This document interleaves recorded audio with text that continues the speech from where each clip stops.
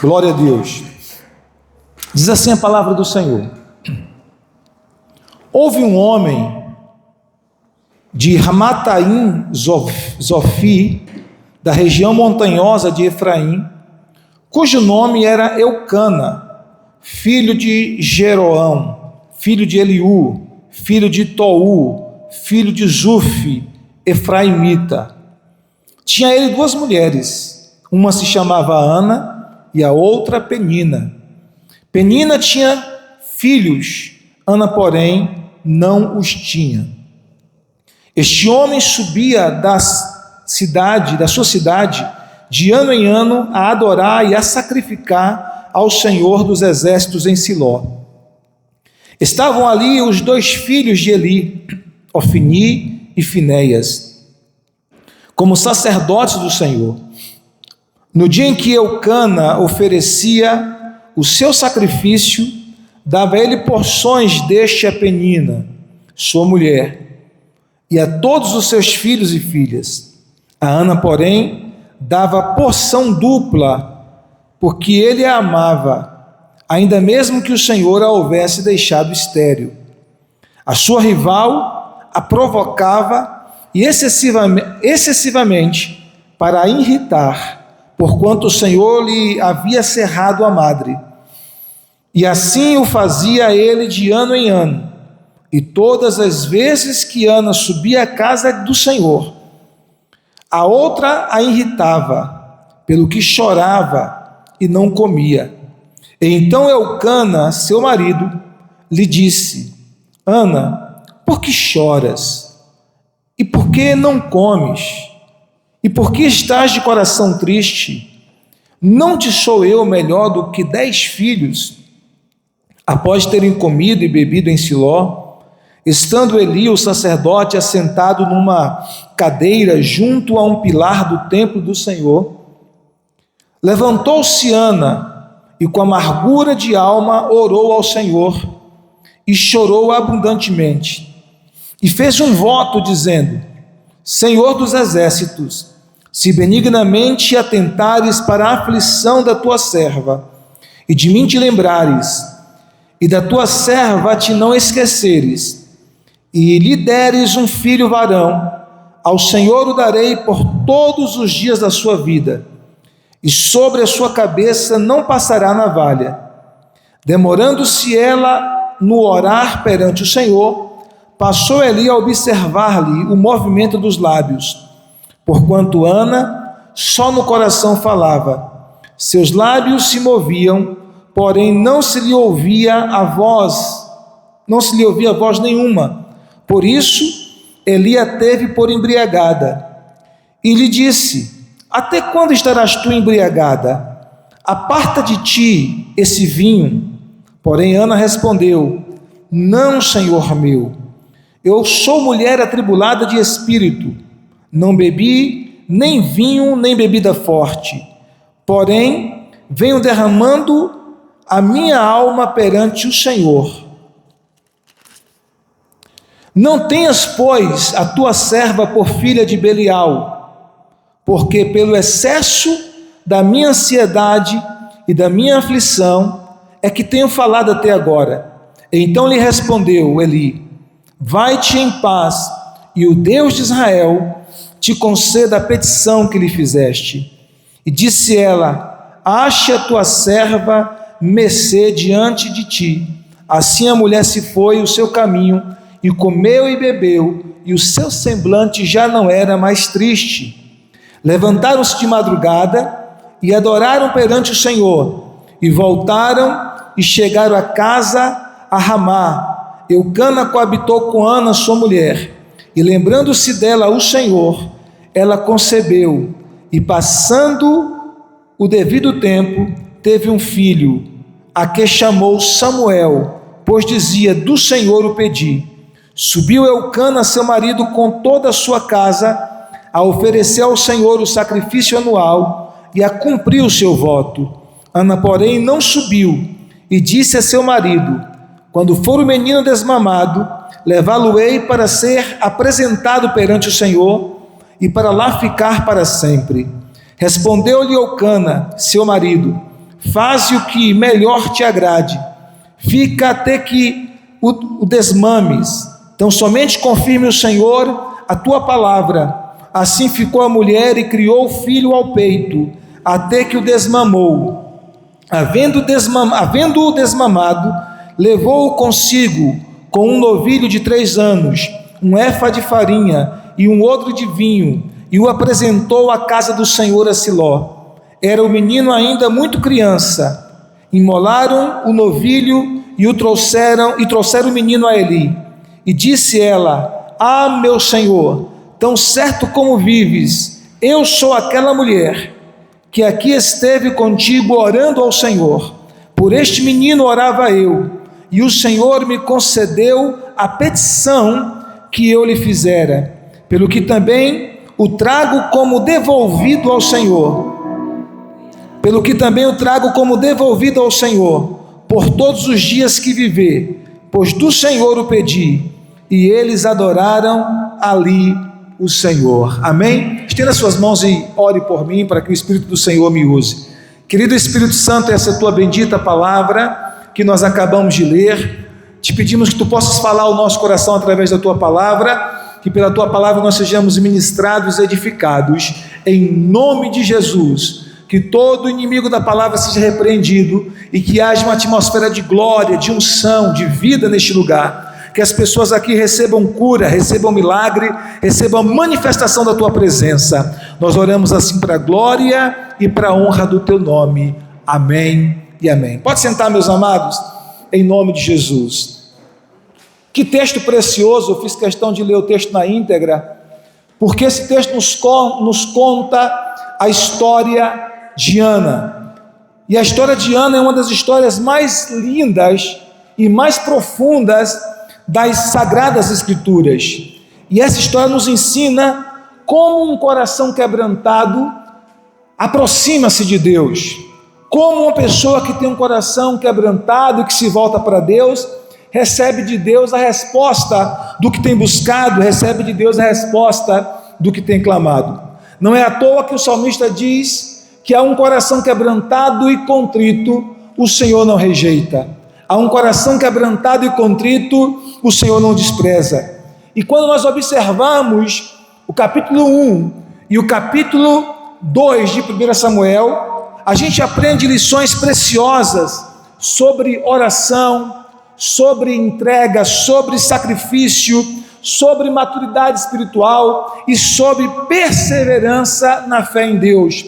Todas essas características que são evidenciadas na vida de Ana. Nós conhecemos a história de Ana.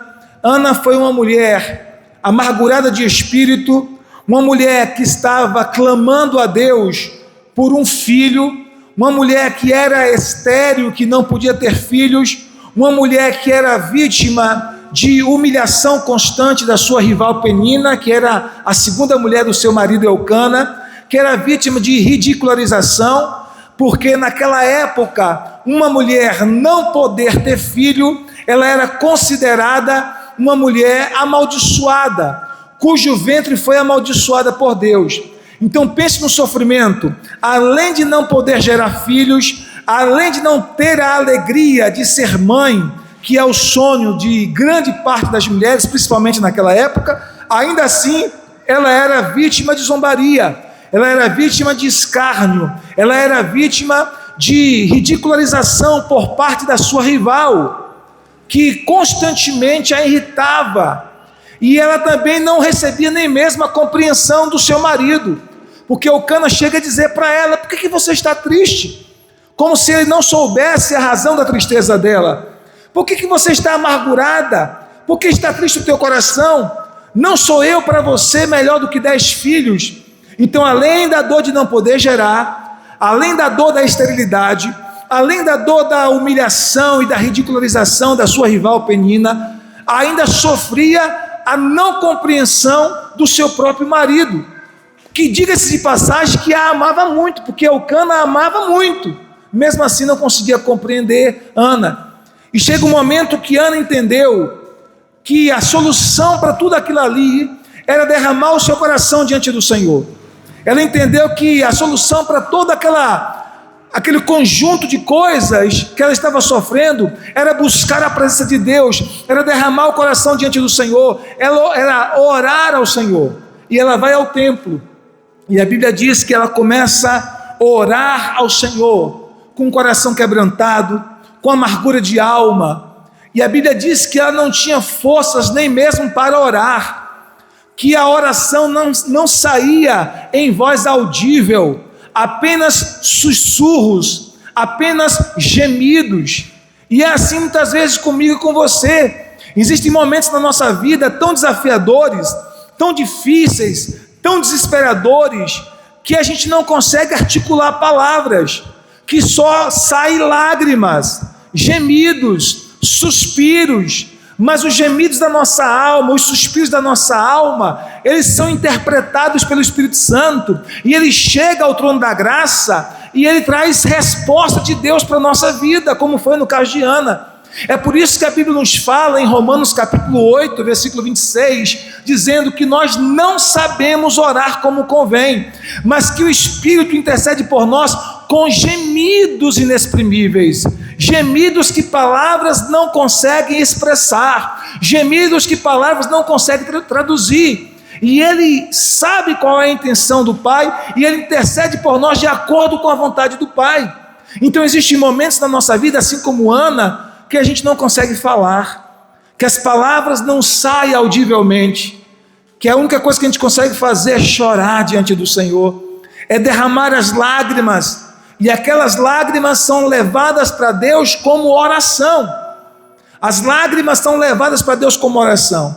É muito interessante porque na Nova Aliança, no Novo Testamento, Jesus nos ensinou um princípio poderoso sobre oração. Lá em Mateus capítulo 6, versículo 6 está escrito assim: e tu, quando orardes, entra no teu quarto e fecha a tua porta e ora ao teu pai em secreto, e o teu pai que vê em secreto, te recompensará. O texto não diz o teu pai que ouve, diz o teu pai que vê. Por que isso? Porque tem momentos que você não consegue produzir palavras, tem momentos que você só está ali de joelhos, chorando, soluçando, gemendo no espírito, balbuciando como uma criança que está aprendendo a falar. E quem sabe você está aprendendo na linguagem espiritual a falar a linguagem espiritual, mas não importa, Deus vê. Ele diz que aquele que vê você em secreto te recompensará. E Deus viu a oração de Ana, embora o sacerdote ali não a compreendeu também. Observe que o marido dela não compreendia, e nem mesmo o sacerdote. Contextualizando, o sacerdote era um líder espiritual da época, era responsável por conduzir os cultos ao Senhor, era como se fosse o pastor nos dias de hoje, né? Claro que é totalmente diferente, mas só para vocês entenderem, contextualizando. E ela está ali no templo, orando, sussurrando, chorando, e Eli, que era o sacerdote da época, o pastor, digamos assim, olha para ela e diz: por que você está embriagada? Por que você está bêbada? Aparta-te desse teu vinho, ou seja, deixa de beber. E ela diz: não, meu Senhor, a tua serva não está embriagada, a tua serva está amargurada de espírito, a tua serva está derramando a alma perante o Senhor. E aí o que a gente vai aprender? Quais são as lições que a gente vai aprender nesse texto, que a gente vai aprender com Ana? A primeira lição que a gente vai aprender com Ana é que o Senhor, ele ouve o clamor daqueles que se decidem buscá-lo. Diga comigo: o Senhor ouve o clamor daqueles que decidem buscá-lo. No versículo 1 até o versículo 18 é essa saga de Ana buscando a Deus. Ana poderia buscar vingança da sua rival Penina. Ana poderia, ter tantas outras atitudes, reclamar da vida, murmurar, dizer: por que Deus me fez estéril? Por que Deus me fez assim? Ela poderia ter tido outras atitudes, mas em vez disso, Ana decidiu buscar o Senhor, porque ela entendeu que somente o Senhor era capaz de resolver o problema dela. Ela entendeu que somente o Senhor era capaz de trazer a solução para a questão que ela estava sofrendo há tanto tempo. E que lição preciosa para nós, meus irmãos. Muitas vezes a gente não busca a solução em Deus. Muitas vezes a gente busca o Senhor como último recurso. Quando busca, muitas vezes a gente, diante de um problema, diante de uma situação, de uma crise, a gente para reclamar, para murmurar, para reclamar daqueles que estão em liderança sobre nós, do governo, por exemplo, para reclamar daqueles que estão próximos de nós, a família, por exemplo, para murmurar das pessoas, e aí a gente vai reclamando, murmurando. Muitas vezes a gente busca a vingança daqueles que nos prejudicaram, ou que falaram mal de nós, ou que nos criticaram, mas ela não fez nada disso. Ela não buscou vingança de Penina, ela não buscou criticar a Penina. A Bíblia diz que ela foi buscar a Deus, aquele que resolvia, que tinha o poder de resolver o seu problema. E o texto nos mostra então que o Senhor, Ele ouviu o clamor de Ana, e isso é uma lição para nós. Deus ouve o clamor de todos aqueles que decidem buscá-lo. Deus ouve o clamor de todos aqueles que decidem se humilhar na presença dEle. Deus ouve o clamor de todos aqueles que decidem invocar o nome santo dEle. Por isso que a Bíblia diz: pedi e encontrareis, batei e abri-se-vos-á, buscai e encontrareis. Eu errei. Pedi e dar-se-vos-á, pedi e dar-se-vos-á, buscai e encontrareis, batei e a porta vos será aberta. Não é? Porque todo aquele que pede recebe, todo aquele que busca encontra, todo aquele que bate a porta será aberta. Por isso que a Bíblia nos fala também, 2 Crônicas 7,14, se o meu povo que se chama pelo meu nome se humilhar e orar e buscar a minha face e se converter dos seus maus caminhos, então ouvirei dos céus, perdoarei os seus pecados e sararei a sua terra, porque escolhi e santifiquei este lugar para pôr nele o meu nome perpetuamente. Então, quando nós decidimos, como Ana, a buscar a Deus, nós podemos ter a certeza, queridos, que o Senhor nos ouvirá. Nenhuma lágrima derramada na presença de Deus, nenhuma oração feita ao Senhor, nenhuma súplica na presença do Senhor, nenhum gemido inexprimível gerado na presença do Senhor ficará sem resposta. Muitas vezes as suas lágrimas é toda a oração que você precisa, e as suas lágrimas misturadas com fé, elas são levadas ao trono da graça, e elas atraem a resposta e o favor de Deus na tua direção. Então a primeira lição que a gente vai aprender nesse texto é que o Senhor ouve o clamor dos que decidem buscá-lo, porque a Bíblia diz que depois que Ana clamou, depois que ela buscou o Senhor, Deus usou o profeta, o sacerdote ali, mesmo a princípio ele não tendo compreendido Ana, depois que ele a compreendeu, Deus disse através da boca do profeta: vai-te em paz e te seja concedido conforme tu pediste. Amém? E assim aconteceu. Ela saiu dali, ela se relacionou com seu marido, com Eucana, e naquela hora ela foi grávida. Ela ficou grávida. Amém? Em nome do Senhor Jesus. Essas coisas acontecem quando nós clamamos a Deus. Deus ouve o nosso clamor, Deus ouve a nossa súplica, Deus ouve a nossa oração, e Ele vem em resposta. Por mais que a situação seja difícil ou impossível, para Ana era impossível. Ela era estéril, ela não podia ter filhos. Eu acho muito lindo, porque Deus é o Deus que faz impossíveis acontecer. Eu tenho dito, frisado isso, irmãos, a Bíblia é um livro de milagres.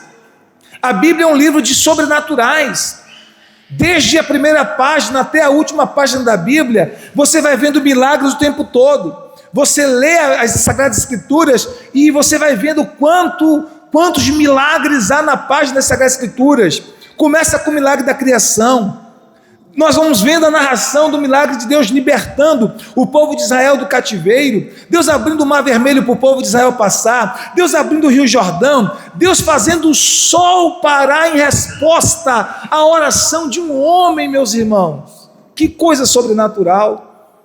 Deus preservando Jonas 3 dias e 3 noites no ventre de um grande peixe, o Senhor ressuscitando mortos, fazendo mudos de nascença falarem, fazendo surdos de nascença ouvirem, fazendo coxos e paralíticos de nascença andarem, milagres extraordinários. Um morto de 4 dias já em processo de putrefação, ressuscitando, o próprio Jesus ressuscitando dentre os mortos, e tantos e tantos e tantos e tantos outros milagres que a Bíblia Sagrada nos mostra. Então a Bíblia é um livro de milagres, e este foi mais um milagre que Deus fez na vida de Ana. Ana não podia ter filhos, Ana ela era estéril, não havia condição alguma de forma natural dela ter filhos. Naquela época não havia tratamento, não tinha ciência para isso, não tinha nenhum tratamento contra a infertilidade, nada.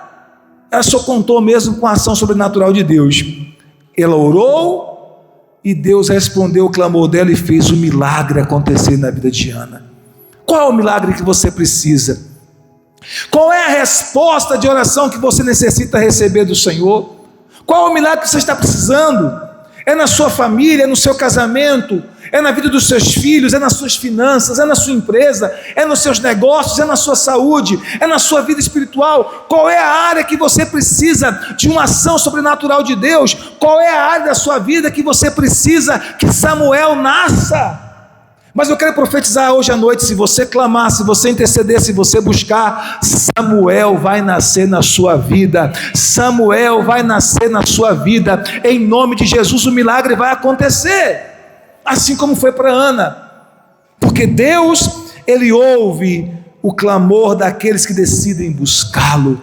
Em vez de reclamar, em vez de murmurar, em vez de culpar outras pessoas pela sua situação, em vez de buscar vingança por aqueles que estão ridicularizando você por conta da situação que você está enfrentando, decida orar, decida buscar o Senhor e Ele virá ao teu encontro. Amém, queridos? A segunda lição que a gente vai aprender nesse texto é que Deus, Ele faz mais do que pedimos ou pensamos. Capítulo 2, versículo 21, Sara. 1 Samuel 2, 21. Deus faz mais do que nós pedimos ou pensamos. Porque a Bíblia nos fala que Ana pediu um filho a Deus. Ela só queria um filho, que era a sua descendência, aquele que nasceria dela. Um filho que seria aquele que iria remover dela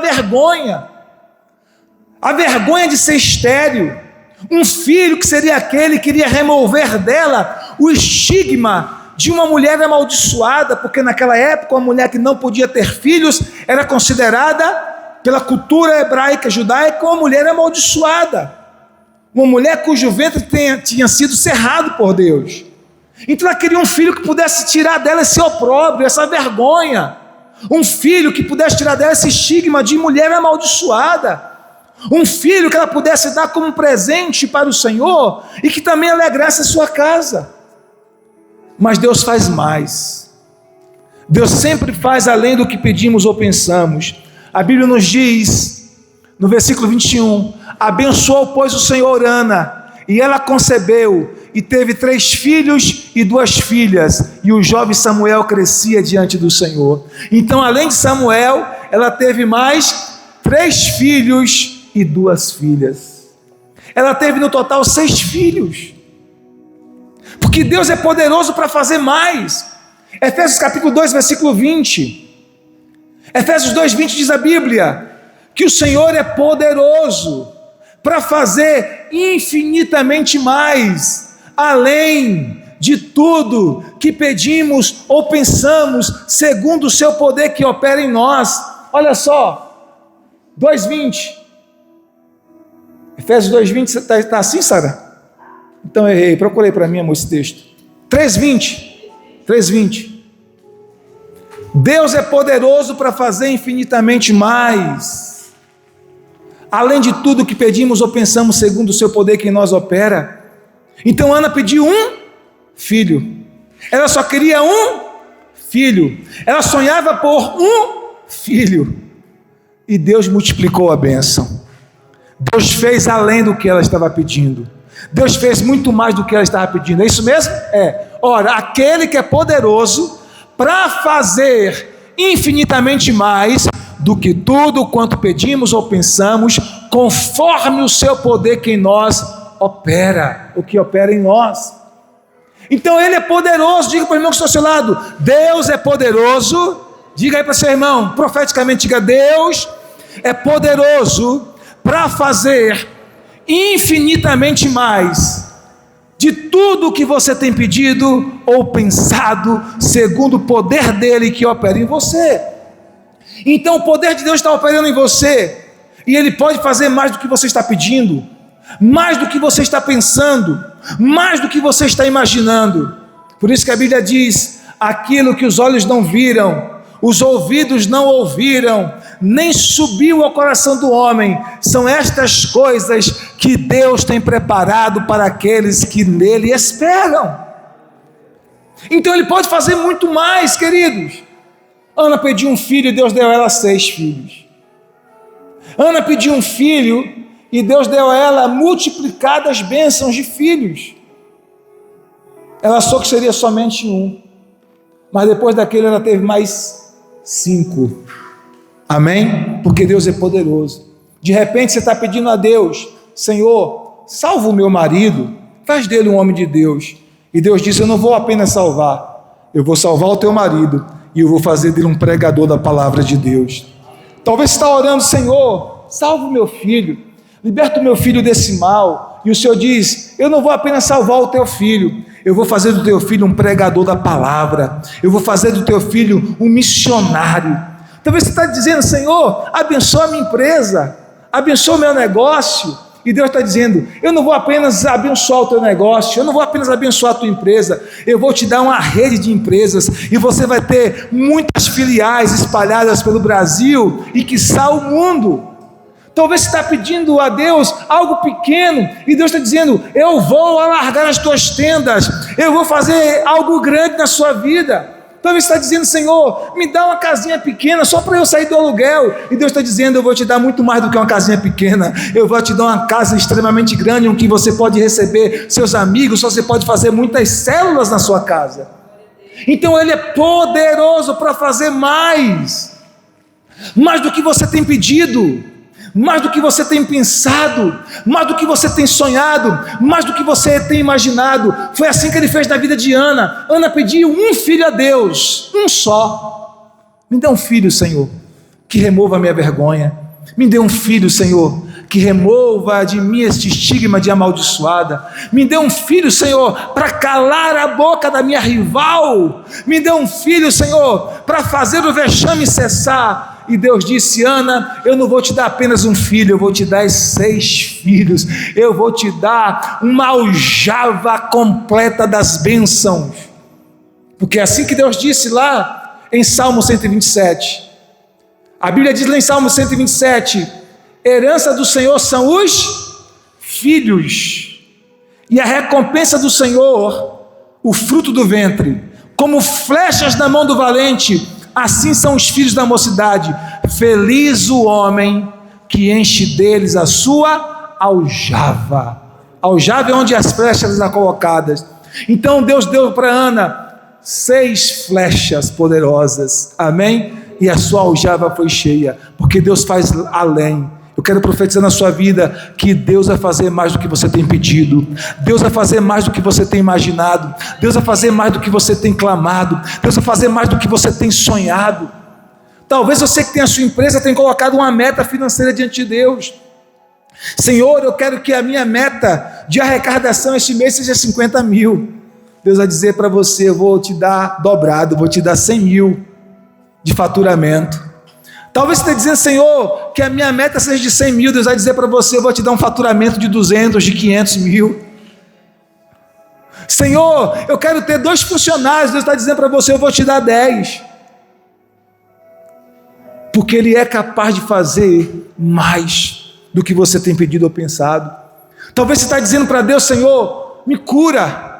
E o Senhor está dizendo para você: eu não vou apenas te curar, eu vou te fazer um testemunho de cura. Eu vou fazer de você um testemunho de cura para muita gente. Talvez você está dizendo: Senhor, restaura o meu casamento, restaura a minha família. E Deus está dizendo: eu não vou apenas restaurar o teu casamento, a tua família, não apenas abençoar, mas eu vou fazer de você um canal de bênção, porque através de você muitos casais serão restaurados, muitas famílias serão restauradas. Ele é poderoso para fazer mais do que você tem pedido, mais do que você tem pensado. Amém? A terceira lição que a gente aprende com o texto, com a história de Ana, é sobre a fidelidade de devolver a bênção para o serviço do Senhor. 1 Samuel capítulo 1, versículo 26 e 27 a 28. A bênção não pode roubar no nosso coração o lugar do abençoador. Ana fez um voto com Deus. Ana disse para Deus: Senhor, se tu me deres um filho, eu te darei este filho. Todos os dias da tua vida ele será teu, para servir no teu altar, para servir na tua casa. Porque para Ana, a bênção não poderia ser maior do que o abençoador. Assim foi na vida de Abraão. Por que Deus pediu a Abraão que desse seu filho Isaque no altar como sacrifício ao Senhor? Para que o coração de Abraão não estivesse na bênção. Não era para que Deus conhecesse Abraão, porque Deus já o conhecia, Deus é soberano e é onisciente. Mas era para que Abraão se conhecesse, para que Abraão tivesse uma experiência com Deus. Para que Abraão entendesse que Isaque, embora fosse uma bênção extraordinária e legítima, não poderia estar no lugar do abençoador. Assim foi na vida de Ana, e Ana fez um voto com Deus. E aí no versículo 26, verso 26, Sara, diz assim: e disse ela: ah, meu Senhor, tão certo como vives, eu sou aquela mulher que aqui esteve contigo orando ao Senhor, e por este menino orava eu, e o Senhor me concedeu a petição que eu lhe fizera. E aí o texto no verso 28 diz: pelo que também eu o trago como devolvido ao Senhor. Olha a expressão que aparece aí: eu o trago como devolvido ao Senhor, ou seja, eu o devolvo ao Senhor, por todos os dias em que viver, pois do Senhor o pedi. E eles adoraram ali o Senhor. Ela devolveu para o Senhor a bênção que ela havia recebido do Senhor. Isso é uma lição extraordinária para a gente, amados. Quantas vezes a gente pede a bênção a Deus e Deus nos abençoa, e de repente aquela bênção se transforma em um ídolo no nosso coração. Quantas vezes a gente pede algo a Deus que a gente deseja muito, que a gente sonha muito, que a gente anela muito, e de repente aquilo que a gente pediu e que a gente recebeu, porque Deus é bom, se transforma um ídolo no nosso coração. Mas Ana estava disposta a pegar a bênção que Deus havia dado para ela e colocar à disposição do serviço do reino, e colocar à disposição de servir na casa do Senhor. E nós precisamos fazer isso. Tudo que Deus nos dá, tudo que Deus nos tem dado, nós precisamos colocar a serviço do reino, irmãos. Nós precisamos colocar a serviço da obra de Deus. Nós precisamos devolver para Deus e tributar a Ele a glória e a honra, porque dele e por Ele e para Ele são todas as coisas. Veio dele e para Ele nós devemos devolver. Seja o que for, seja o que for.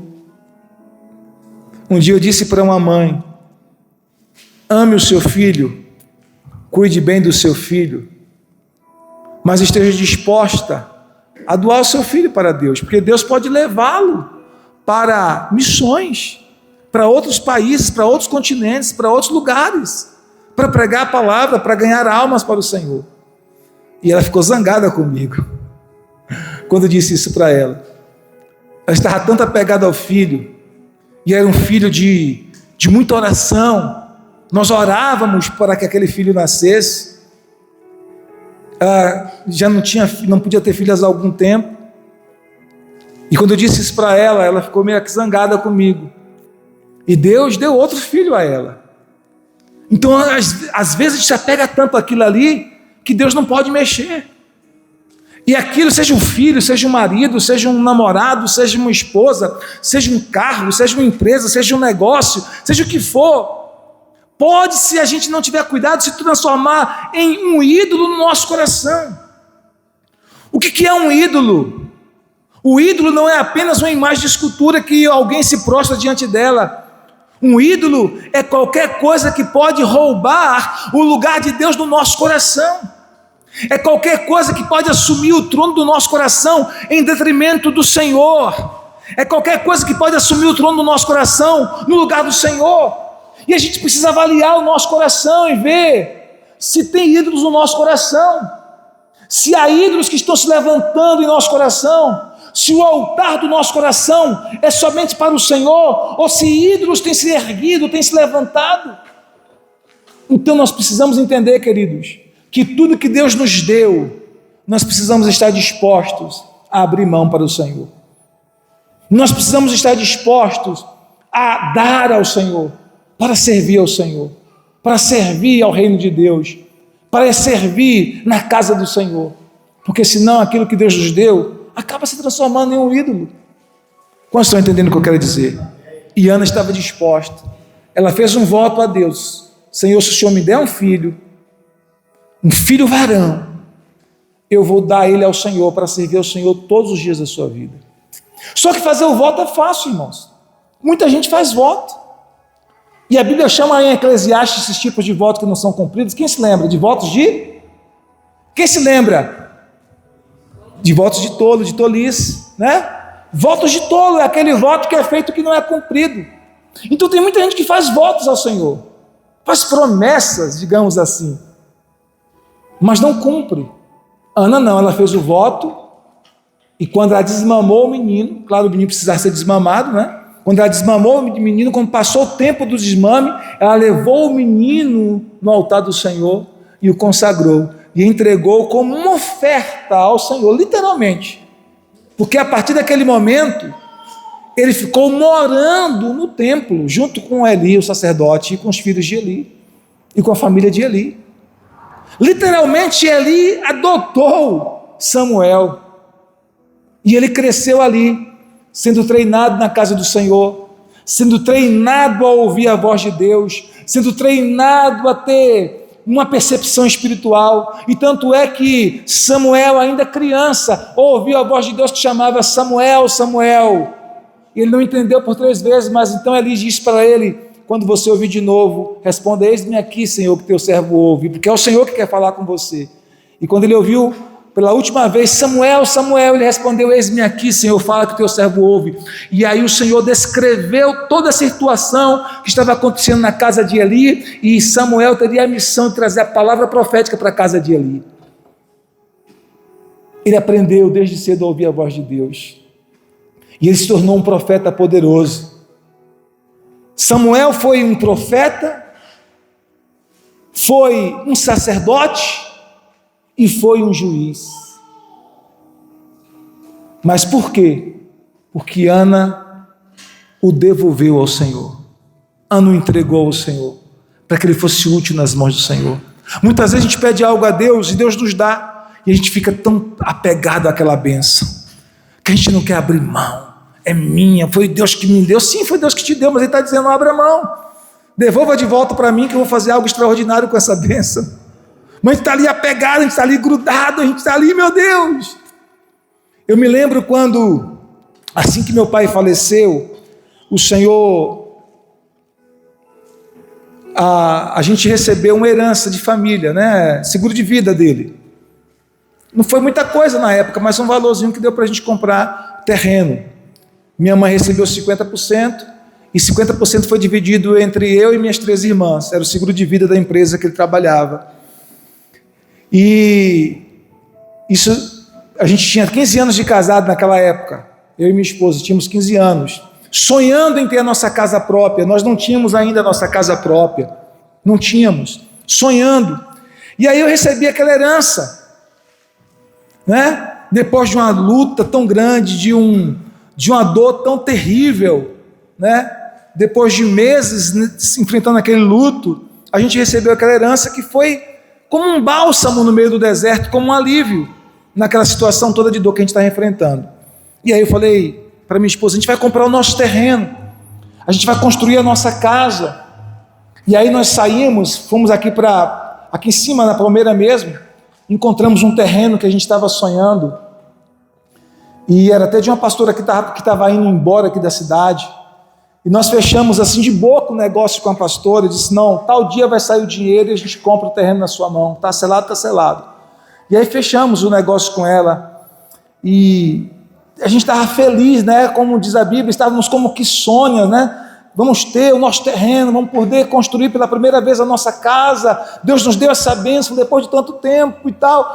Aí eu estou orando, dobrei os joelhos para orar, e ouvi a voz do Espírito Santo falando no meu coração, que não era para construir a nossa casa, que era para doar o terreno para a igreja, que é esse terreno aqui onde nós estamos. O Senhor falou comigo, eu quero que você doe esse terreno para a igreja. Quero que você doe esse terreno para a igreja. Falei, Senhor, e agora para falar com minha esposa, né? Porque a mulher é mais apegada à casa, a mulher sonha muito mais com isso do que o homem. Eu falei, Senhor, você tem que falar com minha esposa também. E aí eu falei com ela, amor, eu estava orando e o Senhor ministrou ao meu coração que eu deveria doar o terreno para a igreja. Em vez de comprar o nosso terreno agora, que nós deveríamos doar esse terreno para a igreja. Ela disse, a nossa casa, Deus vai prover no tempo dele.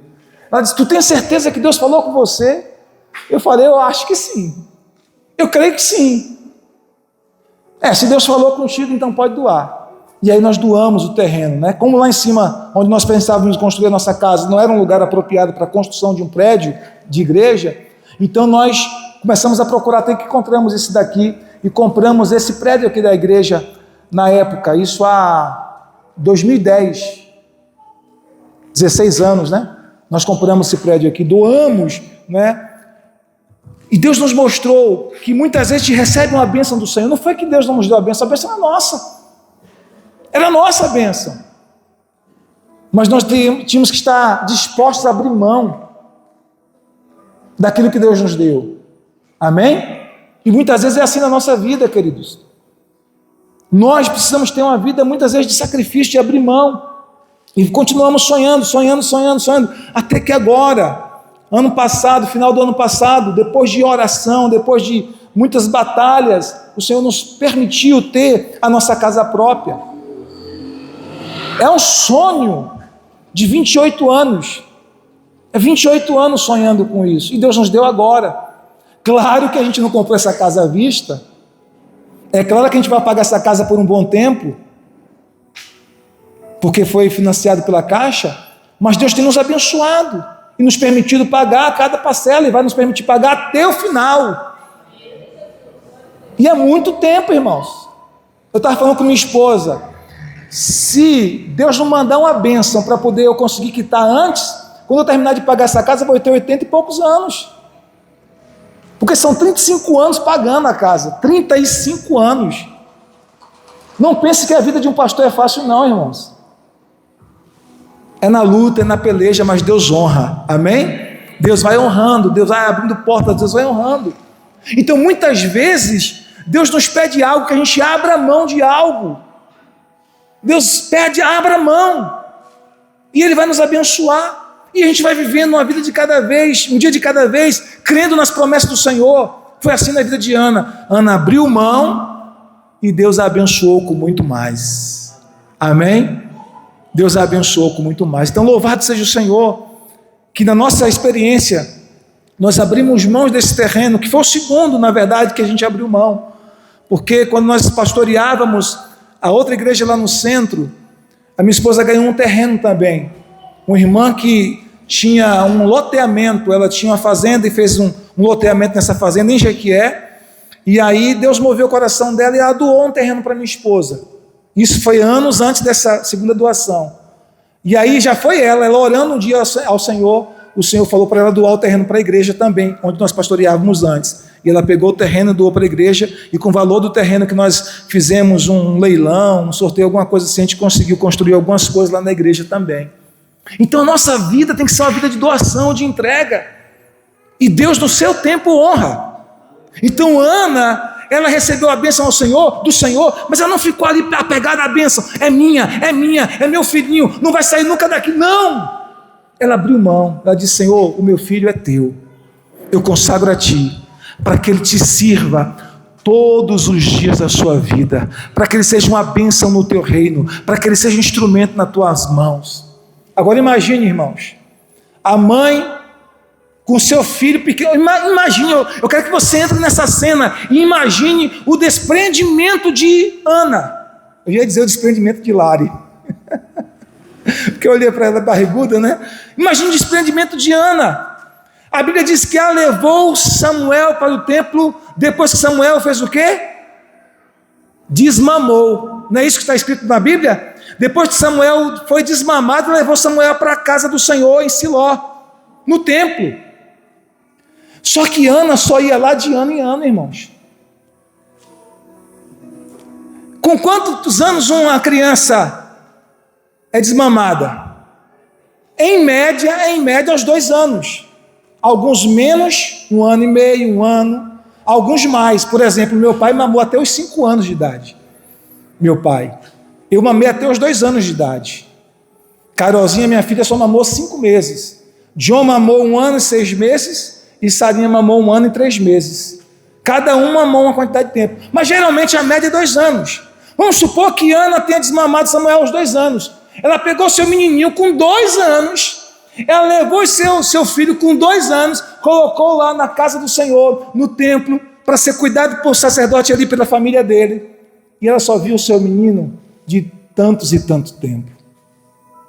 Não via mais com frequência. Ela realmente abriu mão. E você pensa que Samuel ficou revoltada com ela por causa disso? Não. Quem escreveu esse texto aqui possivelmente foi Samuel. E Samuel conta essa história justamente para mostrar o quanto Ana foi honrada e abençoada por Deus. Porque ela estava disposta a abrir mão da bênção para servir o Senhor. Porque ela entendeu que o Senhor é maior do que a bênção. Que Deus é maior do que a bênção. Tem gente que pede um carro a Deus, quando Deus dá um carro, desaparece, some. Não busca mais a Deus. Tem gente que pede uma casa a Deus, quando Deus dá a casa, a pessoa desaparece, fica orgulhosa. Tem gente que pede a Deus prosperidade, quando Deus prospera, idolatra a prosperidade, torna-se metida besta, não quer mais falar com ninguém, não quer mais honrar a Deus, não quer mais buscar o Senhor, não quer mais congregar. A bênção não pode roubar o lugar do abençoador em nosso coração. A bênção não pode roubar o lugar de Deus em nosso coração. A bênção tem que estar sempre no lugar da bênção, e o abençoador tem que estar sempre no trono do nosso coração. E muitas vezes nós temos que estar dispostos a dizer: Senhor, eis-me aqui, eis aqui a bênção que o Senhor me deu, a Ti eu devolvo, para que Tu faças dessa bênção o que Tu quiseres, para a glória do Teu nome, como Deus fez com Isaac. Abraão devolveu Isaac para Deus. Isaac se tornou um testemunho poderoso nas mãos do Senhor. Amém? A quarta lição que a gente vai aprender nesse texto é que Ana, ela aprendeu verdades espirituais e poderosas depois dessa experiência com Deus. Versículo do capítulo 2, versículo de 1 a 10, Sara. 1 Samuel, capítulo 2, versículo de 1 a 10. O texto diz assim: Então Ana orou ao Senhor e disse: O meu coração se regozija no Senhor, a minha força... Isso, 1 Samuel, isso aí. A minha força está exaltada no Senhor, a minha boca se ri dos meus inimigos, porquanto me alegro na tua salvação.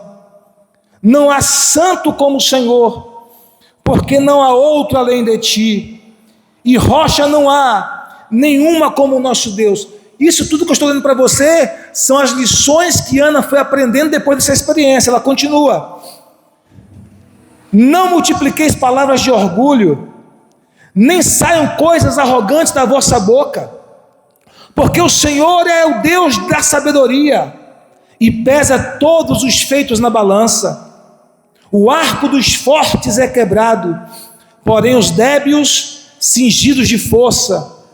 Os que antes eram fartos, hoje se alugam por pão, mas os que andavam famintos não sofrem mais fome. Até a estéril tem 7 filhos, e a que tinha muitos filhos perde o vigor. O Senhor é o que tira a vida e a dá, faz descer a sepultura e faz subir. O Senhor empobrece e enriquece, abaixa e também exalta, levanta o pobre do pó, e desde o monturo exalta o necessitado, para o fazer assentar entre os príncipes, para o fazer herdar o trono de glória, porque do Senhor são as colunas da terra, e assentou sobre elas o mundo, Ele guarda os pés dos seus santos, porém os perversos emudecem nas trevas da morte. Porque o homem não prevalece pela força, os que contendem com o Senhor são quebrantados, dos céus troveja contra eles. O Senhor julga as extremidades da terra, dá força ao seu rei e exalta o poder do seu ungido. Que lições preciosas e poderosas Deus ensinou a Ana aqui nesse texto. Nessa experiência que ela teve, ela entendeu verdades profundas. Ela entendeu, por exemplo, que Deus é soberano. É Ele que domina, Ele que controla. Ela disse: olha, Deus exalta uns e humilha outros. Ela estava dizendo da sua própria experiência com Penina.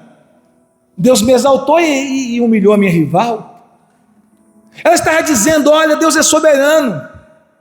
Alguns têm abundância de pão e de repente passam fome, e outros que estão passando fome de repente têm abundância de pão. Numa linguagem que a gente usa muito no nosso cotidiano, no dito popular, a vida é como uma roda gigante. Às vezes a pessoa está lá em cima, de repente lá embaixo. Às vezes a pessoa está lá embaixo, de repente lá em cima. Ela aprendeu isso com o Senhor. Por isso ela disse no versículo de número 3: não multipliques palavras de orgulho, nem saia da coisas arrogantes da sua boca. Ela está dizendo: olha, não seja arrogante, não seja orgulhoso, porque você não sabe o que vai ser do dia de amanhã, porque Deus é soberano, porque Deus é soberano. Ela diz: olha, Ele faz viver uns e faz outros descer à sepultura.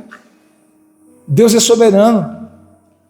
Ela entendeu que o homem não prevalece pela sua própria força, mas é pela força do Senhor.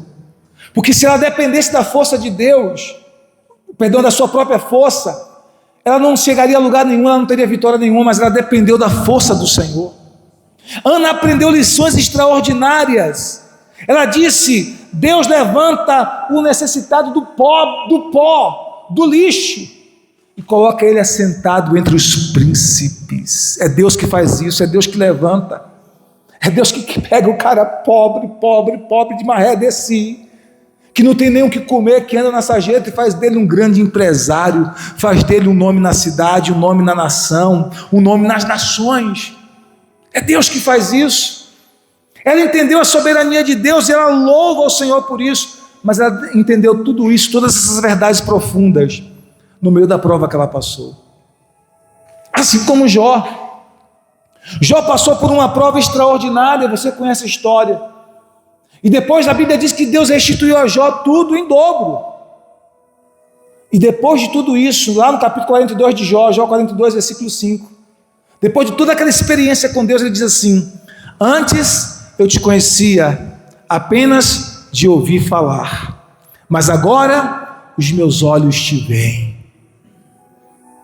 Agora os meus olhos te veem, agora eu tenho uma experiência real contigo, agora eu aprendi lições poderosas que de outra maneira e de outra forma eu não poderia ter aprendido. Agora os meus olhos te veem, Senhor.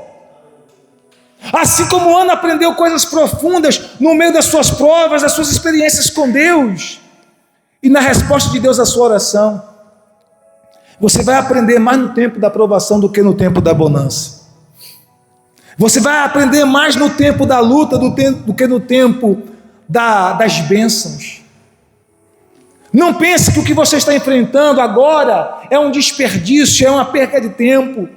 Talvez você diz: meu Deus, para que Deus está me permitindo passar por isso? Por que o Senhor está deixando eu passar por essa situação? Não pense que é um desperdício, porque Deus está ensinando a você lições preciosas, lições poderosas. Deus quer te ensinar coisas extraordinárias, e esse deserto que você está enfrentando agora não é morada permanente. Esse deserto é lugar de aprendizado, é a maior escola do Espírito Santo, é o deserto. Nem mesmo o Senhor Jesus Cristo, sendo Filho de Deus, Deus foi poupado do deserto. Até o próprio Jesus foi levado pelo Espírito Santo ao deserto. Ali ele aprendeu, ali ele teve lições espirituais, ali ele experimentou a mão de Deus o fortalecendo, ali ele experimentou a graça de Deus o sustentando, ali ele foi ministrado por anjos. Se o próprio Jesus não foi poupado do deserto, quanto mais eu e você. Mas o deserto não é lugar para a gente morar, não é lugar para a gente ficar permanentemente. O deserto é lugar para a gente aprender. O deserto é a escola do Espírito Santo,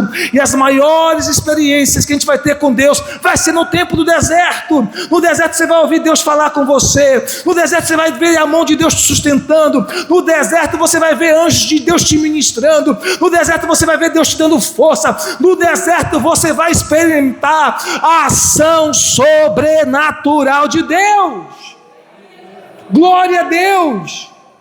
Deus não poupou Ana no deserto, Deus não poupou Jó do deserto, Deus não poupou Moisés do deserto, Deus não poupou o povo de Israel do deserto, Deus não poupou o Gideão do deserto, Deus não poupou a mim e a você do deserto.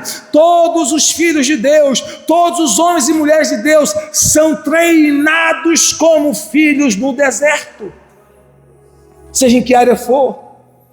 Alguns estão enfrentando desertos financeiros, outros estão enfrentando desertos no casamento, solidão no casamento, se sentem só, embora estejam casados, ou estão enfrentando desertos na área da saúde, ou estão enfrentando desertos na empresa e nos negócios, ou estão enfrentando desertos na área espiritual ou ministerial. Não importa. É no deserto que Deus quer nos ensinar lições preciosas. Ana não foi poupada do deserto, mas quantas coisas ela aprendeu no deserto. Quantas lições ela aprendeu no deserto, quantas experiências com Deus ela teve ali no deserto. Quantos estão entendendo? Diga amém.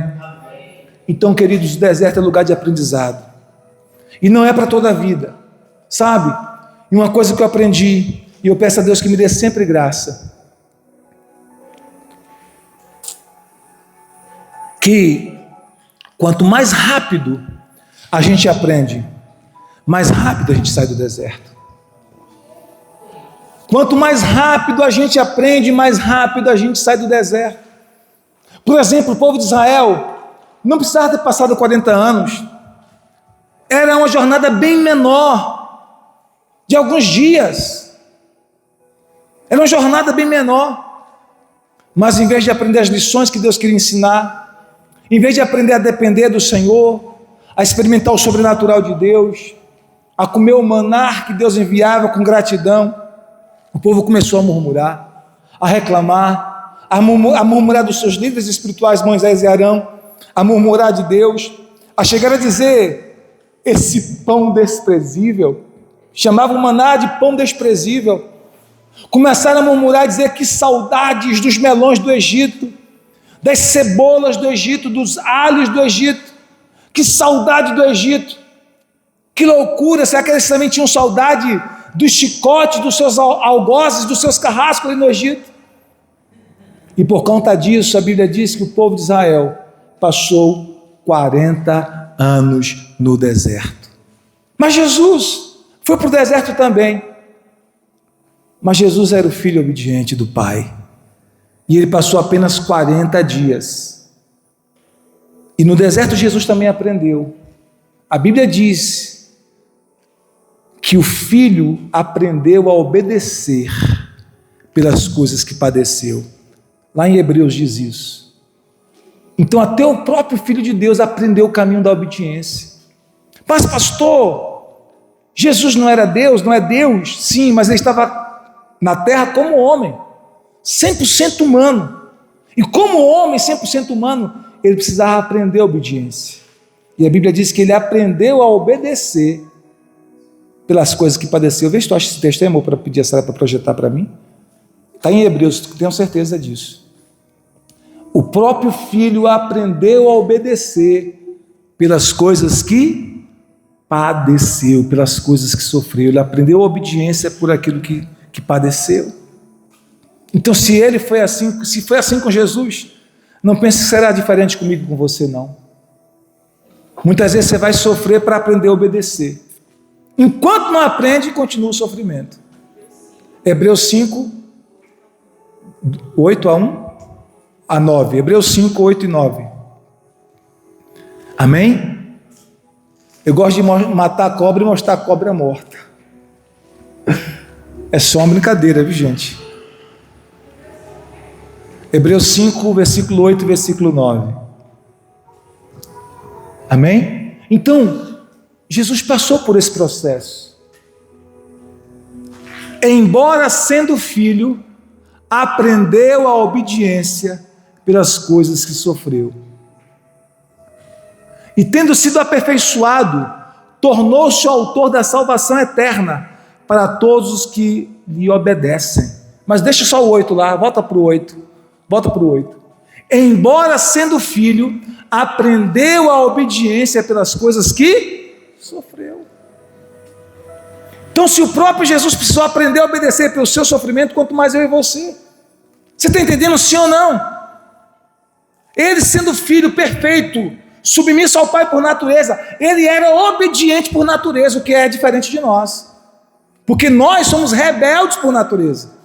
Jesus não carregava em seu DNA as marcas de Adão, nós carregamos. Jesus já era obediente, submisso por natureza. Mesmo assim, ele aprendeu a trilhar esse caminho de obediência. E nós que não somos por natureza? Nós, cuja natureza é rebelde, é obstinada, é teimosa, a gente que tem dificuldade de submeter, a gente que tem dificuldade de obedecer, a gente que é birrento, que é melindroso. Se o próprio filho precisou aprender a sofrer a obediência pelo sofrimento, quanto mais eu e você. Se ele que era submisso por natureza, obediente por natureza, precisou passar, quanto mais eu e você, irmão. Porque a gente é rebelde. Infelizmente, essa é a nossa natureza terrível. Paulo chegou a dizer isso em Romanos capítulo 7. O bem que quero fazer, se não faço, e o mal que não quero, acabo cometendo. Miserável homem que sou, quem me livrará do corpo dessa morte? Aí ele reflete e diz: graças a Deus por Cristo Jesus. Só Cristo Jesus para nos libertar desse corpo mortal, desse corpo que nos leva à rebeldia, que nos leva à desobediência, que nos leva à teimosia, que nos leva à obstinação. E observe, até as crianças são assim. Você não precisa ensinar a criança a errar, você tem que ensinar ela a fazer o que é certo. Algumas pessoas dizem que a criança nasce boa e que o ambiente contamina. É o contrário. Ninguém nasce bom. Como disse o salmista no Salmo 51, em pecado fui gerado e em iniquidade me concebeu a minha mãe. A gente já nasce com a natureza pecaminosa. É igual aquela criança que o pai disse assim: filho, senta. Ele estava no carro dirigindo e o filho atrás: filho, senta. E o filho querendo ficar em pé: filho, senta. E o filho sentado depois ficar em pé: filho, senta. E ele falou umas 10 vezes com o filho para sentar. O filho sentado depois ficar em pé. Aí o pai disse: se você não sentar quando chegar em casa, eu vou lhe dar uma disciplina. Aí ele sentou e disse para o pai: eu estou sentado, mas no meu coração eu estou em pé. É assim. É a nossa natureza. Então, se o próprio Jesus precisou passar pelo sofrimento para aprender a obedecer, quanto mais eu e você. Mas se a gente aprender rápido, irmãos, a gente sai logo do deserto. Quanto mais rápido a gente aprende, mais rápido a gente sai do deserto. Às vezes o deserto se prolonga porque a gente não aprendeu a lição ainda. A gente não aprendeu a lição da obediência. A gente não aprendeu a lição do amor. A gente não aprendeu a lição do perdão. A gente não aprendeu a lição de andar a segunda milha. A gente não aprendeu a lição da generosidade. A gente não aprendeu a lição do desapego. A gente quer que a bênção fique grudada conosco. Enquanto a gente não aprender as lições, enquanto o Senhor não for Senhor e soberano em nossas vidas, em todas as áreas, o deserto vai ficar ali para nos treinar. Isso é para mim e para você. E não pense que é mais fácil para mim, não, é muito mais desafiador. Porque para mim que sou pastor, para mim que ensino a palavra, para mim que de alguma forma estou à frente de um rebanho, o peso é maior. A disciplina é maior, é mais severa. O Senhor me trata com mais rigor. do que com vocês. Por isso que tem coisa que você pode fazer e eu não. Por isso que tem coisa que é comum para você e para mim não. Quantos estão entendendo o que eu quero dizer? Porque quanto mais te é dado, mais te é exigido, mais te é cobrado. Então Ana aprendeu essas lições com o Senhor no meio da provação. Porque as maiores lições que você vai aprender com Deus, as melhores experiências que você vai ter com Deus, são no meio das provações, são no meio das lutas. Depois você vai olhar para aquilo e vai rir. Você vai rir daquela situação que você passou, mas na hora que você está passando, a dor é insuportável. Tem momentos que você diz assim: Senhor, se não for a tua graça, eu não vou suportar. Quantas vezes eu já disse isso para Deus? Se não for a tua graça, eu não vou suportar. Em vários momentos, e esse último momento agora foi mais um destes. Foi mais uma prova severa que eu passei. Depois de uma bênção grande, depois de 2 bênçãos, irmãos. Olha como é a vida, né? Eu recebi 2 bênçãos que eu estava sonhando há tanto tempo. A primeira delas foi poder ir a Israel. A segunda foi ter recebido do Senhor a minha casa própria. 2 bênçãos que eu já orava há mais de 2 décadas pelas 2. E assim que eu chego de Israel, eu sou atacado. Um ataque violento na minha saúde. Violento. E essa aprovação foi tão difícil. Tem sido ainda, mas eu, graças a Deus, eu já estou muito melhor, para a glória de Deus. Cada dia mais forte, cada dia mais saudável. Né? Quando alguém me pergunta: como o senhor está, pastor? Cada dia mais forte, cada dia mais saudável, para a glória de Deus. Mas não foi fácil. E quantas gente diz: meu Deus, eu não vou suportar se o Senhor não colocar as tuas mãos, se não for a tua graça, se não for a tua ajuda, eu não vou suportar. Eu não vou suportar. E Ele tem colocado a sua mão, Ele tem colocado a sua graça, Ele tem dado a sua força, Ele tem sustentado, amém? Você vai ter experiências com Deus, nas suas provações, nas suas lutas, como eu tenho tido nas minhas. Deus vai falar com você, e você vai aprender coisas extraordinárias. Enquanto você aprende, Deus vai tirando você do deserto, e levando você para a terra da promessa, em nome de Jesus. Quinta e última lição que a gente vai aprender com esse texto. A gente aprende a buscar a Deus na adversidade e na bonança, no tempo da prova e no tempo da bênção. Amém? Porque foi assim na vida de Ana. Ana, ela foi constante, não inconstante, mas constante, porque ela buscou a Deus no tempo da adversidade. 1 Samuel 1,10, Sara, e depois 1 Samuel 2,1. Esses 2 textos, 1 Samuel 1,10, depois 1 Samuel 2,1. Ela buscou no tempo da prova, no tempo da humilhação. Levantou-se Ana e com amargura de alma orou ao Senhor e chorou abundantemente. Era o tempo da prova. Ela foi buscar a Deus, ela foi chorar, ela não foi buscar a vingança de Penina. Porque se fossem 11 irmãs aqui, oh meu Deus do céu, se fossem 11 irmãs que eu conheço aqui na igreja, ia voar no pescoço de Penina. Tenho certeza disso. Sua miserável, dava uns tapas na cara de Penina. Fosse algum que eu conheço aqui da igreja, tenho certeza disso. É verdade ou não é? Estou mentindo, sim ou não? A tua rival, a mulher fica com teu marido, tem filho e você não pode ter, e ainda fica te humilhando. Imagine.